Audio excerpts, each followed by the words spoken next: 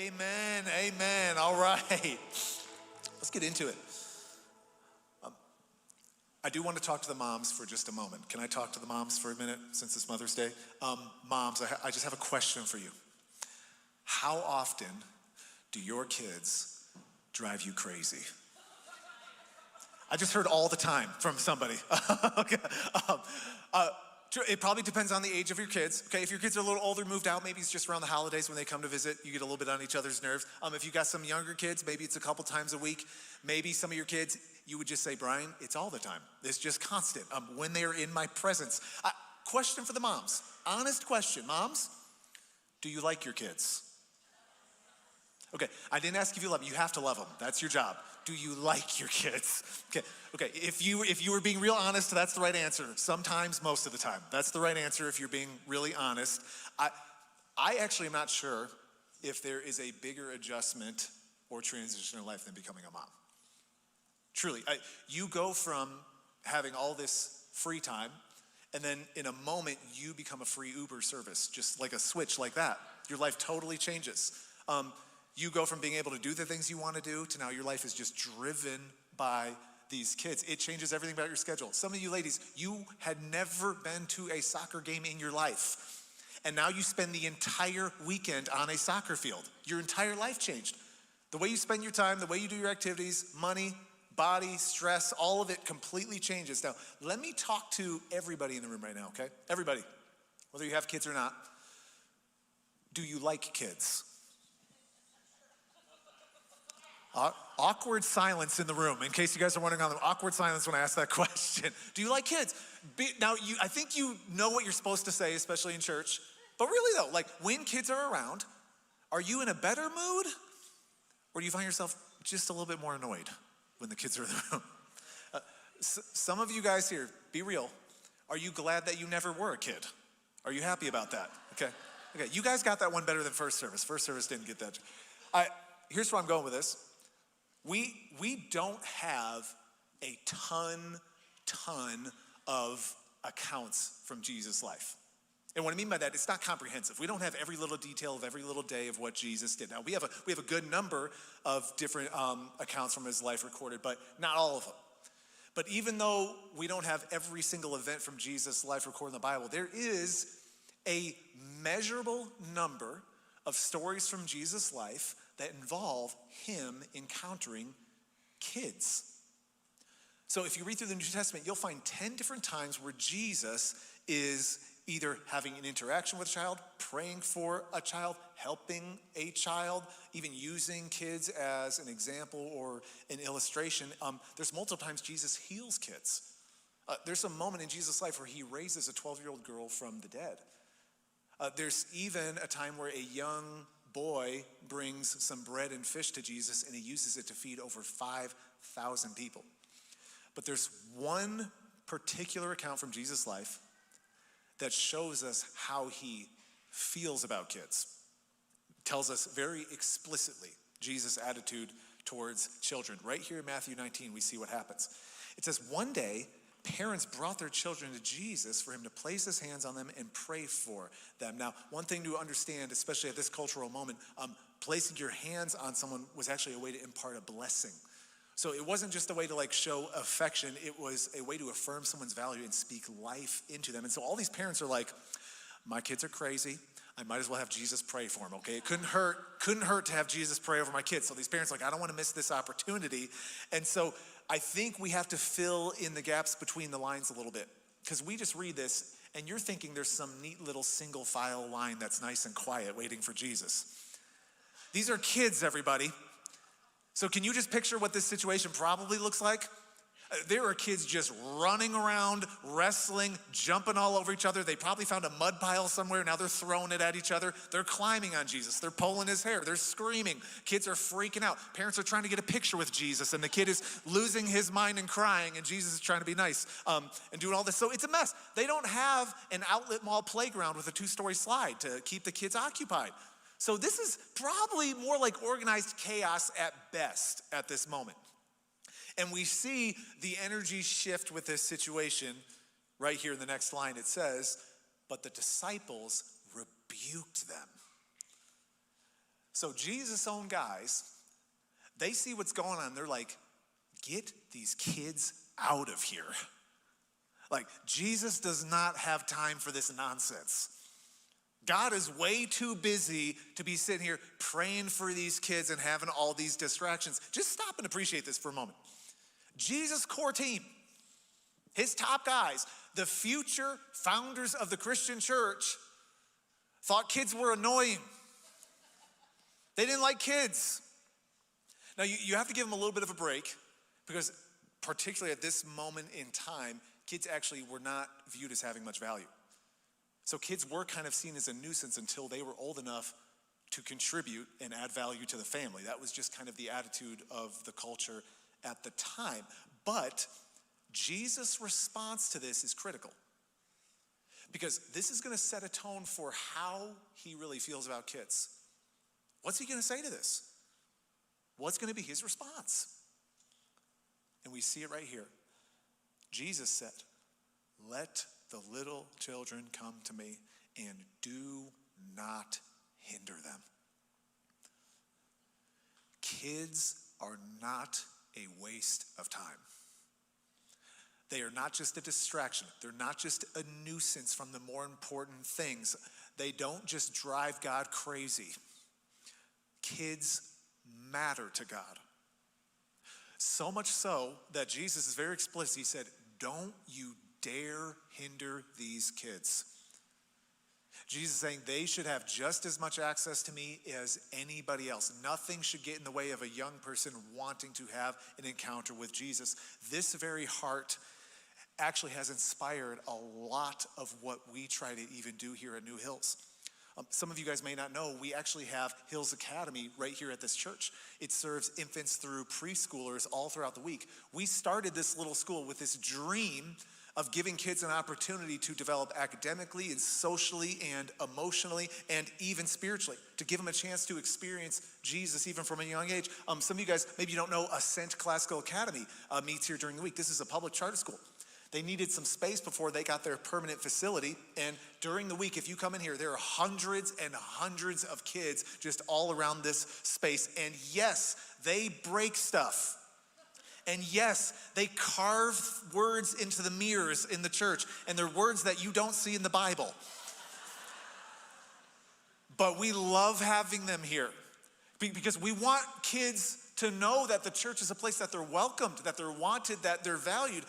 Some of you guys may know about Northeast Elementary. This is a Title I school right down the street from our church. We've had a relationship with these guys for years and years. School supply drives, tutoring, cleaning up the space, because we want these kids to know there is not just a church that loves you, there is a God who loves you. And so the church really should be the most kid-friendly place on earth. Should be. And even here at New Hills, we want to have the same heart of God, and we want to serve and love kids as much as we possibly can, and we want to keep growing in it. But there's a lot of work to do here, even in Colorado. There's a lot of work to do around the world. At this moment in time, 2025, there is over 1 billion people on earth who live in what you would call acute poverty.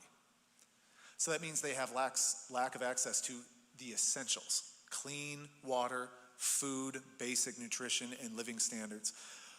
But over half of those people are kids. 1 in 6 kids in the world right now live in extreme poverty. They don't have access to clean water, basic food, hygiene, healthcare, education. 20,000 kids a day will die because of poverty-related issues. 20,000 a day. And I know it's hard for us to even begin to grasp that because of where we live. We are very blessed, we're very privileged. But for many kids and families, this is their life. They're not just struggling, they are suffering.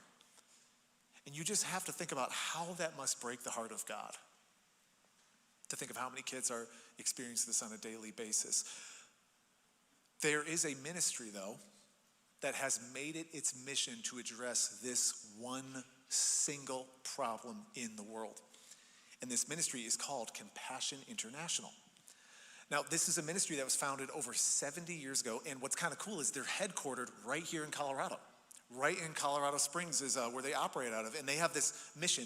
It is to release children from poverty in Jesus' name. So there's one aspect of this mission, which is critical for them, and it's addressing these essential needs for kids.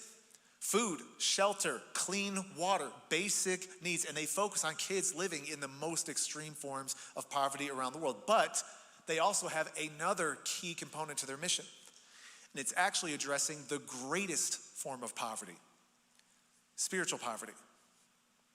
And they want to make sure that there is nothing that hinders a child from getting access to Jesus and having a life-changing encounter with him. Last year alone, Compassion reached 2.3 million kids in 29 different countries. Now, this is what's really cool about Compassion. This is what makes their approach so unique. This organization, they do not believe in handouts.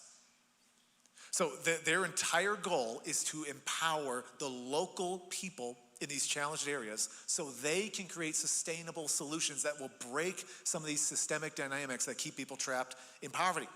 So what they do is they will partner with a local church in one of these communities, and they will provide support and resources and other things where they can then open up what's often called a center through this church.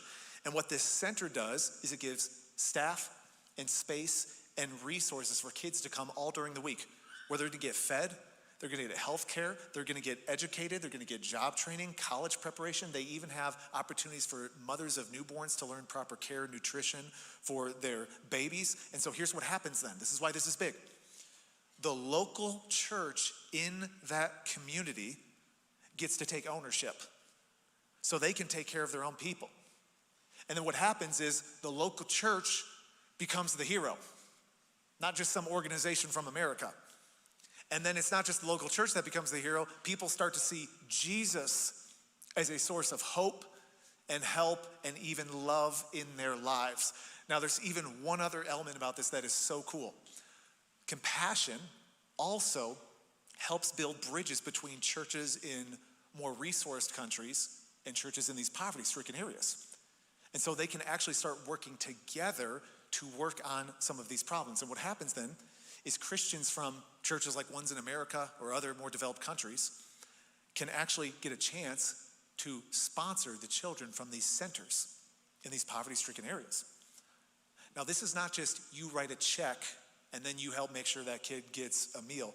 You get an opportunity to develop a real relationship with one of these children, where you get a chance to provide support spiritually, emotionally. You get to write letters, pray for them. You get to send gifts. You get to share your faith. You get to share your own story and really pour into these families. What's really cool is Compassion has it set up where many times a sponsor gets to visit their kid in that country, and you get to meet them and make that relationship even closer. Some sponsors get a chance to walk their kid all the way from preschool up to college, all the way through all their developmental years. And the numbers actually speak for themselves. A kid who gets connected to a Compassion Center is 40% more likely to finish their secondary education. They're 80% more likely to graduate college, and they are 75% more likely to become a community leader. So what happens is Compassion and these local churches have been able to literally change the trajectory of these kids' lives, their families, communities and cities, and even entire regions through this work. Now, I didn't just want to blab up here and give you guys just a bunch of information. I wanted to give you a chance to see it a little bit more for yourself. So let's just take a minute and check out this video together. Creo que en toda nuestra vida ha sido muy difícil. Porque, perdón, siempre ha habido dificultades económicas. Y la verdad es que recuerdo de que estaba muy chiquita y nosotros no teníamos para comer. nosotros le decíamos a mi mamá o mi abuela que nosotros queríamos comer. Entonces, creo que fue bastante duro para ellos. Ellos no entienden de que uno les diga, mira, no hay. A mis 16 años tuve a Karen, fue mi primera hija. Pues fue muy difícil para mí enfrentarme a la vida con una niña, prácticamente con otra niña, pues se pudiese decir, ¿va? No le estoy dando a ella lo que ella necesita, lo que ella merece. Que los niños sufran. Y al principio uno se pregunta, ¿verdad? Hay tanta necesidad y ¿quién lo va a hacer? Pero realmente cuando el Señor nos permite a nosotros ver esa necesidad es porque nosotros somos los llamados a ver qué vamos a hacer.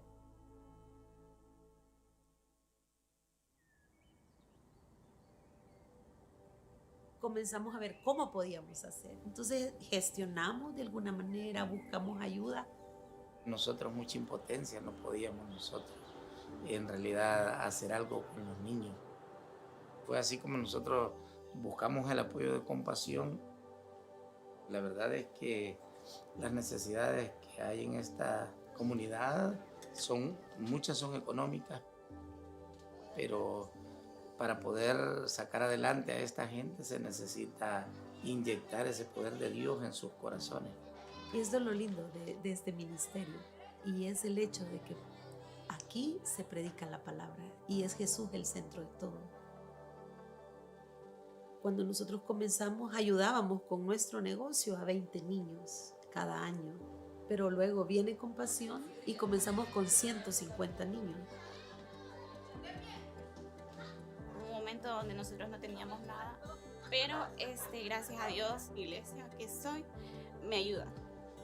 Tengo una beca a través de iglesia y ellos me ayudan económicamente para ayudarnos dando víveres y eso.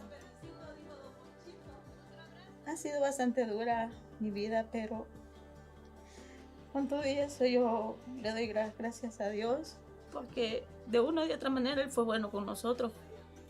La iglesia siempre estaba ahí, bueno, los pastores siempre han estado allí, quizás en la etapa más difícil donde han ayudado a mis hijos. El aporte de Compasión es increíble. La iglesia realmente no pudiera hacer todo lo que hace sin esta ayuda. Yo creo que si el patrocinador supiera el impacto que está causando, el Señor ha transformado esa vida y los patrocinadores forman parte de eso también. Creemos que trabajando juntos ha sido lo mejor para poder ayudar a los niños. Pues la necesidad está ahí y la iglesia no puede quedarse con las manos atadas sin saber qué hacer, ¿verdad? Tenemos que ver qué podemos hacer por estos niños.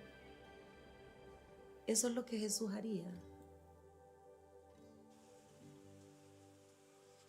I think that's a good spot to clap, right? That's a good spot to clap. Church, we have a special treat this morning.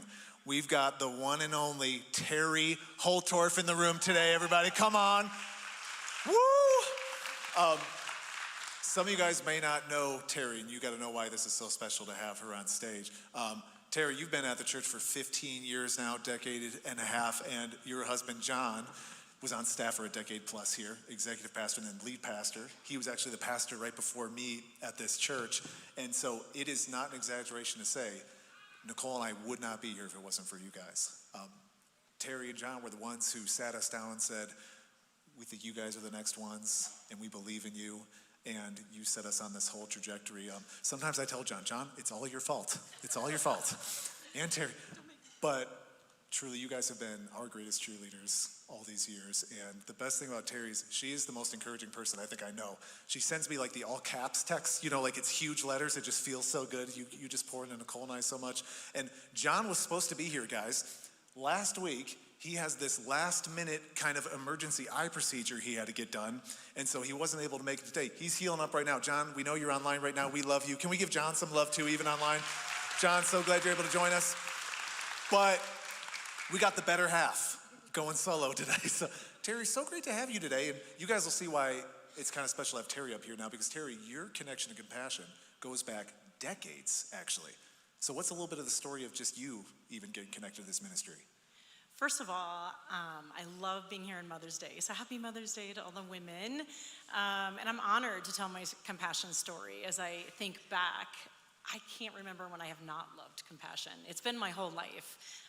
And so I'm going to share a little bit about how God's used that story in my own life. So I actually went on a mission trip to Haiti when I was in college.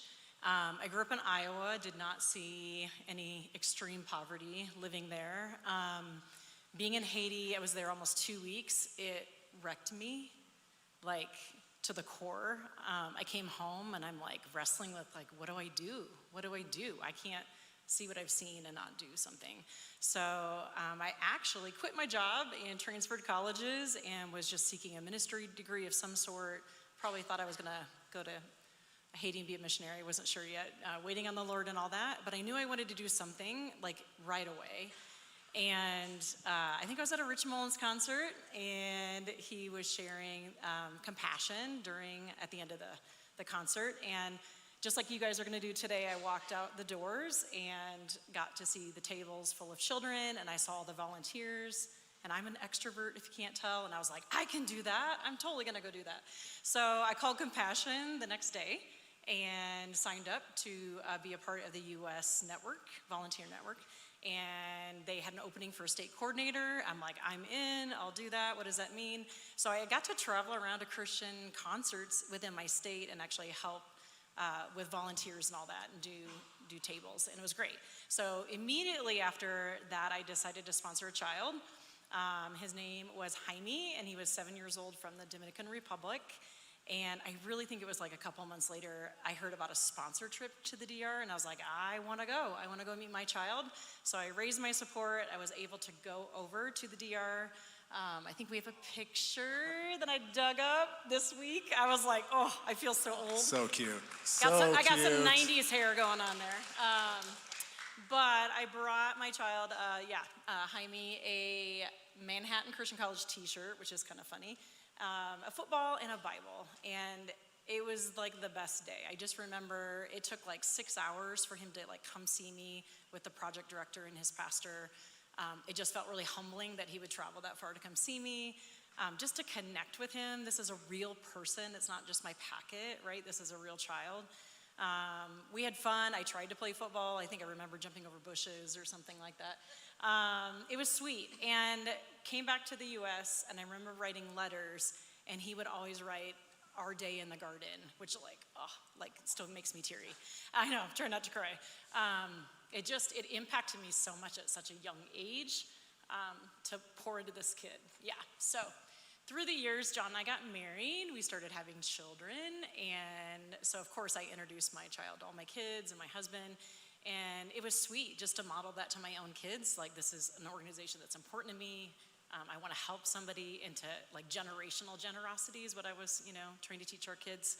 And so one day I get the letter in the mail that he's graduated from the program, which is so bittersweet. I just have to tell you, you're just like, I'm so sad is like the first reaction. And then the other part of it is like, oh my gosh, he did it. We did it. We did it together. Compassion was an avenue to be able to help release this one boy from poverty, and it feels amazing. So.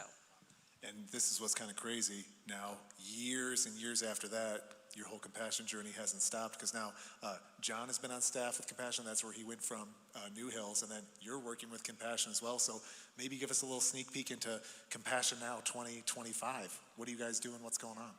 Yeah, it's a dream to work at Compassion. My whole life I've dreamt of working for an organization like this. And to do it with my husband now is super sweet. Between our little walls and our offices, we're both doing our own thing, trying to advance this mission. It's been really sweet. I would say the weight of the need is overwhelming, personally and as an organization. We are only reaching 1% of the need. 1%. When I heard that, I was like, that can't be right. That just feels like a little defeating, and then also amazing. So it's like, okay, how can we reach more children more quickly? How do we reach the next 1 million children?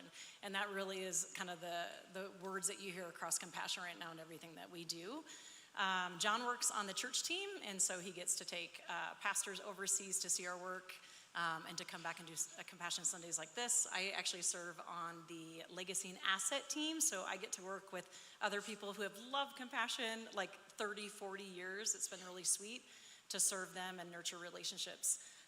Recently, I went on a trip to Ecuador, so right after I was hired, I got the opportunity. Look how cute she is. It's one of my favorite pictures ever. Oh, she's so cute. It was, again, just this reignitement, which I didn't think I could love Compassion more in the work of this ministry, but what a gift to go to Ecuador, a country I've always wanted to go to serve the poor. God's sweet like that. He writes really good stories, and so I got to go there, and the thing I think that blew me away the most as I walked away from that was like from the mountaintops close to the Cotopaxi volcano, which is incredible, down to the valley in the jungle, Amazon jungle where we were at, the consistency of Compassion and the model was just like, they know how to do this really well. It's really amazing. And then we do it in 29 countries, across the world. So the consistency, and then I would say secondly, 30 years later, like they're still doing the same work and it's still effective. And so I was just blown away, again, by the ministry. Now, even John and I were talking this last week leading up to this Sunday, and this is truly what sets Compassion apart. I would say it makes it really special. There's kind of these three pillars. The first one is Compassion is absolutely uncompromisingly Christ-centered. So as interested as they are in helping alleviate people from physical poverty, they know that meeting that spiritual poverty need is critical. And this was kind of a cool stat I heard too. When you calculate just out the impact and the trajectory that this ministry is on, they see a child come to Christ every 4 minutes through the ministry of these centers and everything, which is really cool. But then the second piece of this is that it's church driven. So Compassion understands that the local church is really where God does his primary work, and they just want to come in and support and get behind it. So they're not trying to be the hero. They're not trying to make a name for Compassion. They're really trying to help these local churches be empowered and lift up. So everything goes through these local communities and these people. But then the third piece is just child focused. So they know that investing in the life of a child is exponentially more strategic in so many ways, because if they can reach that child, they can serve that whole family. They can start to change a community and see the whole trajectory of nations even start to turn. And I loved what John said when we were talking. He's like, Brian, you need to understand the hope of Jesus is truly the greatest way to start setting people free from poverty. Because they truly start to feel like there's a future for them, that there's something for them to look forward to. They know there's a God that loves them. It motivates them to really start working towards, a better life. And even us coming alongside that. So I just love that whole thing. And this is actually not even something new for New Hills, guys. Some of you longer time people, you might even remember this season where truly this was a huge deal, even in our church. And Terry, you were around for that. So what all happened even? They were like pre-COVID years, guys, okay? This is like way long time ago. Yeah. We were a part of a church plant as a part of New Hills, which is really exciting, which is just intentionally focusing on an area. Again, La Paz, Bolivia, it's very high, like 11,000 feet maybe, pretty amazing. We had over 1,000 children sponsored through this church. Guys, over 1,000 kids sponsored through this church. Kids. That's really cool. And they took a church trip to actually go over and see the work of Compassion. So yeah, it was pretty incredible just to see the history, and that Compassion is really a part of this church. Yeah. No, and John obviously works for it now. Rob Kelly was the pastor before him. So that's the running joke. You work at New Hills and then Compassion steals you, right? Okay. Promise I'm not going anywhere. But now, Terry, there's probably a lot of people in here still never heard of Compassion, new to the whole child sponsorship thing. What would you specifically tell the people here where this is all just like new information for them today? What would you say? Oh, I just get so excited. But I would say that really, you can trust Compassion. We've been around 72 years, and it's beautiful to see the work we're doing, and it's making impact. We need you. We need more people. The goal is very lofty to reach as many kids as we can. And so I would also say that sponsorship works. I've seen it with my own eyes. I've sponsored kids that it works. You see a change in the way they write letters to you. They start talking about Jesus, which is amazing. They start dreaming. I would just encourage you guys too, like this is not it's not just an invitation into like sponsorship, it really is an invitation into being able to have a relationship with a child overseas. And your words are really powerful. I mean, I've cried so many times being overseas, and kids are saying, like, for the first time ever, they've heard somebody say, I love you, I believe in you, what do you dream of? God loves you, you got this, you know, whatever. Just those words. I think my coworker actually is from Kenya, and he's a Compassion alumni. So every day I get to be reminded of the work that we do and that it does work. And he was saying, you know, because I asked him that question, how did these people not hear that, like, I love you? And they were like, oh, your parents teach you to be emotionally strong. Like, you're in survival mode. And I was like, whoa, that makes sense. And so you guys have a unique opportunity to partner and care for these kids, care for these families. And yeah, so we talked about Bolivia, and it's so funny. It's kind of a God thing. But two weeks ago, I found out that our child in Bolivia, Wilson, is graduating from the program. So same happy, sad feeling. I'm like, oh, this is amazing. And saying goodbye to him. We're getting ready to write our final letter to him. But on Easter, John and I were at a different Compassion Sunday at a different church, and we sponsored twins from El Salvador. Super cute. They're 3 years old. Can't wait till John gets to meet them. And today we're sponsoring Griselda. I think I'm pronouncing her name right. 6-year-old from Guatemala. My birthday's in September, so I picked her because she's September too. And I'm excited. Like, we are literally just starting this again. And if I can encourage you guys, if you have kids, grandkids, this is like impactful. I don't know if I shared this with you, but Isaac, our son, actually, when we started working at Compassion, went online by himself, didn't tell us, started sponsoring a child from Haiti. I go, why'd you pick Haiti? Because you love Haiti. I was like, oh. And then Josie, our daughter, was here first service, sponsored a child this service too. So the beauty of this, it's generational, and to be able to pass this on. So just to end, I would like to say it's Mother's Day, and there really is no greater gift that you can give a mom overseas than to sponsor her child and give them hope. Today, I mean, in a week or two, they'll get notification that somebody in Denver, Colorado has sponsored them. And I've heard other people say, like, they rejoice. Like, they are jumping up and down and crying because their child is now going to be cared for. So, thank you, guys. Praise God. Guys, can we thank Terry for taking some time? Thank you so much, girl. Awesome. Oh, and we got to tell John to stop messing his eyes up, okay, John? Fix your eyes, and then we'll get you next time. Guys, you know, it was actually when I first started as the past year, John, now he was working for Compassion.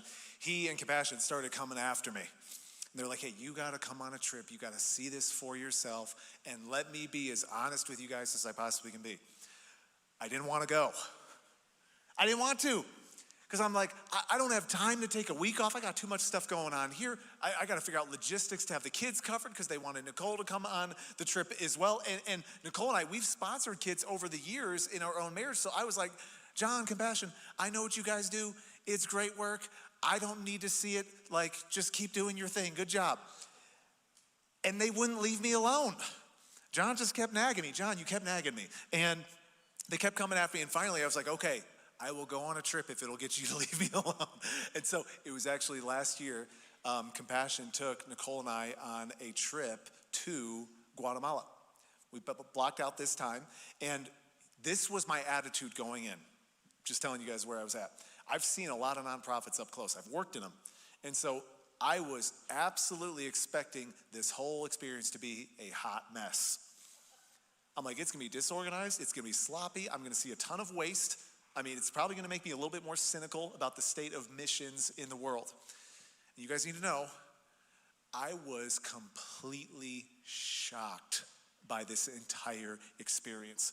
The whole thing from top to bottom was world class. The organization behind it, the way the centers are run, the programs for the kids, the staff that were running it, the resources. They have things for young moms that are learning to care for their kids. They help prepare the kids with college preparation. They teach them how to start small businesses, and they infuse them with the hope of Jesus and the solid spiritual foundation. But then I had a defining moment. I got invited to the home of a small boy who was being sponsored, that little boy in the yellow shirt there in that picture. And I got to see firsthand the impact that this is having in people's lives. Oh my goodness, you see the hope that it brings to these families, the practical help to get them moving in the direction that God would want them to move, the spiritual influence. It is like a light has lit up in their lives. And I promise I didn't give that kid an iPad, okay? It was a drawing pad. He didn't get technology, I'm just saying. But then we had a dinner that week, and I got to meet this young woman who was in law school. She came up through the entire Compassion program, and now she is getting ready to try to bring real positive change in a country that needs much better forms of justice and legal codes and all of it. There are stories like this everywhere, guys. There's even a story of a young woman. She was 6 when she started getting sponsored in the Compassion program. She started coming up through this thing, and now today, I kid you not, this lady is a brain surgeon. Okay, she is a neurosurgeon. And so she is back in her country giving much needed medical care in a place that desperately needs highly skilled people like this. And she just has a passion, again, to bring hope and help to her people. So you guys need to know, I am not just a believer. I am a full-blown ambassador of this thing. I mean, there is no better investment you can make when it comes to changing the trajectory of a young person's life. But what was so cool about the trip Nicole and I went on last year is it wasn't just something that ended up being for us to experience. This actually evolved into a full-blown experience for our entire church.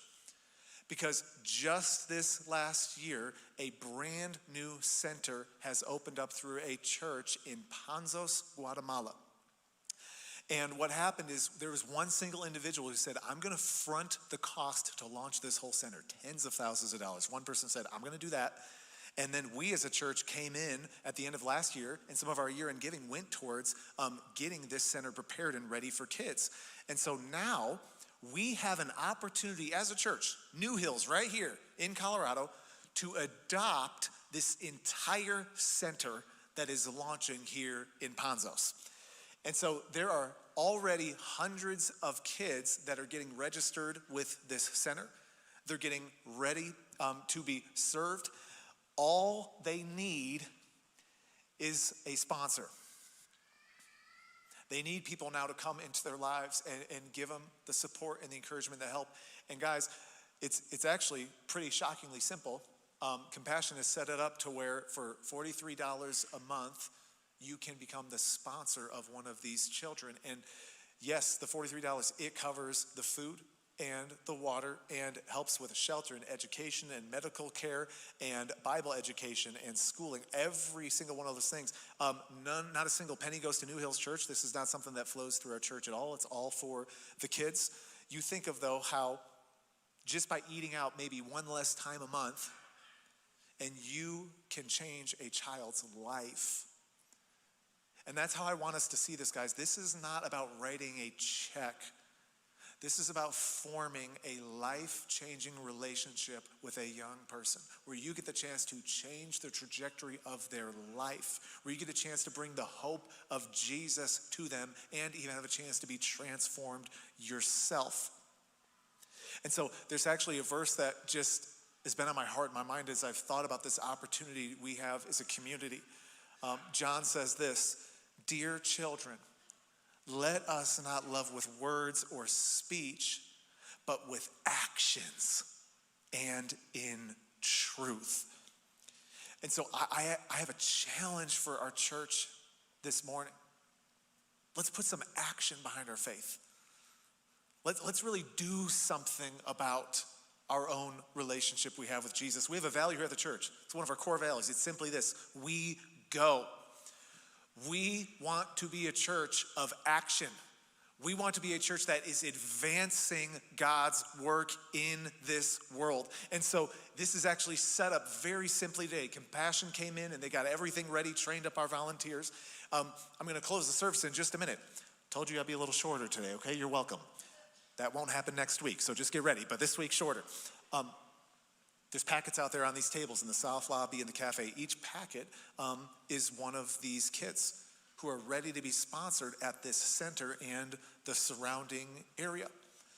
And so I'm just encouraging our church. right as I dismiss, to go out and just say, ask God, God, would you lead me to a child that you would want me to sponsor? Who's the kid that you would want me to serve and invest in? And what would be really cool for some of us to do here, this is how Nicole and I are doing it, is if you have kids in the kids ministry or the student ministry, grab them before you do it. Make it a family experience. Say, guys, we're gonna do this together. We're gonna form this relationship.